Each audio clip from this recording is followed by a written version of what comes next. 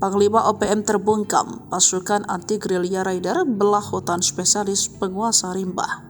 Prajurit TNI Raider yang merupakan pasukan elit TNI, kehebatannya tak diragukan lagi. Bahkan KKB bersenjata atau OPM pernah dipukul mundur saat perang gerilya di hutan Papua. Diketahui pada saat itu gerombolan KKB atau OPM berulah yang menyerang warga sipil di Papua. Lantaran kondisi semakin mengkhawatirkan, Menko Polhukam yang saat itu dijabat Wiranto pernah menurunkan pasukan khusus. Kejadian itu terjadi pada Desember 2018 berdasarkan pantauan Kompas TV. TNI menerjunkan tim gabungan TNI Polri berkekuatan 70 personel. Selain itu, Panglima TNI juga mengirim satu SSK, Satuan Setingkat Kompi Yonif 751 Raider.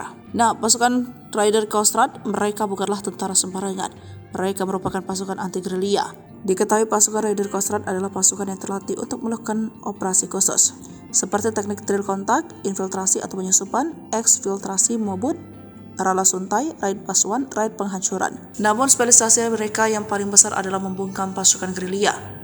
Mereka dibentuk untuk memburu pasukan gerilya lawan hingga tuntas. Uniknya ketika bertempur, mereka juga menggunakan taktik tempur gerilya. Mereka mendapatkan pelatihan khusus bak pasukan komando khusus pasukan khusus nomor 1 di Indonesia. Dalam kondisi hutan yang senyap, pasukan Raider menggunakan senjata khusus yang lebih ringkas dan pendek buatan PT Pindad, yakni senapan serbu SS1 R5. Alasan?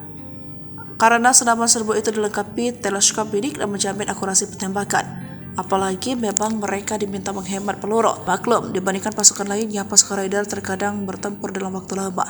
Jadi mereka harus cermat dan hemat. Kehebatan lain pasukan Raider adalah mereka bisa tidur nyenyak walaupun dalam guyuran hujan lebat sekalipun.